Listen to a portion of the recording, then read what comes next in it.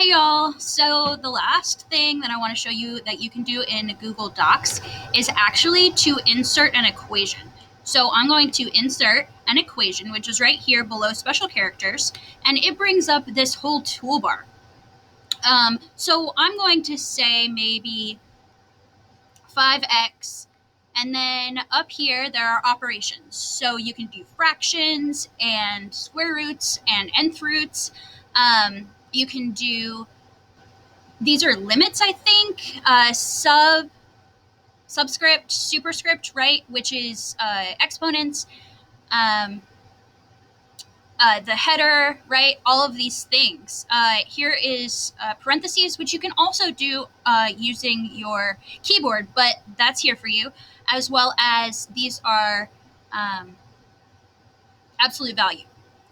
It also has, limits and sum and all that stuff. Here are your arrows. I use these for chemistry a lot, as well as less than, greater than, approximately equal to, not equal to, all of those things. In here, I mostly use this multiplied by symbol. So I'm going to put that in, and I'm going to multiply by a fraction. So I'm going to put in a fraction. You have to do the fraction before you start typing. So do the fraction, and then I'm going to do 7, and then I'm going to do x squared. So here we go. Put in that. You need to do x, and then you hit the right button, the right arrow, and that'll take you up to your exponent. All right, and then I'm actually going to do some absolute value of maybe x minus 3. This problem got really complicated really fast. They also have in here your Greek symbols, alpha, beta, rho, all of those things, especially for physics. And they have some weird stuff in here that I'm not entirely sure what it's all for, but it's all kinds of cool symbols.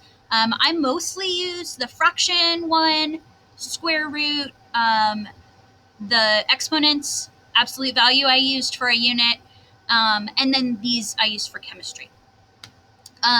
So if you click out of it, then you can type normally. If you click back into it, the way you navigate through this is with the left and right arrow. So if I hit the left arrow again, it's going to go to the top. And then do left and right arrow through here. If I hit backspace right here, then it'll take you there, right? It'll backspace that one. But if you hit backspace here, right? Now, the trick here is that if you're at the end of a fraction and you hit backspace, it'll backspace the entire fraction. It'll get rid of the whole thing. I make heavy use of Control Z, which is undo, to make sure that all of my stuff stays in place. When you click out of it, then you can type like normal. To change your font size, you actually have to highlight the entire thing rather than trying to highlight within here. So if you highlight within here and you change your font size, it doesn't do anything.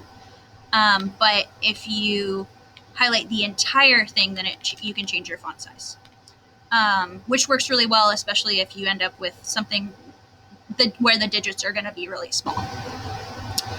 Then you can hit new equation. If this toolbar goes away because you haven't used it in a while, then you insert equation, and that'll get you back there.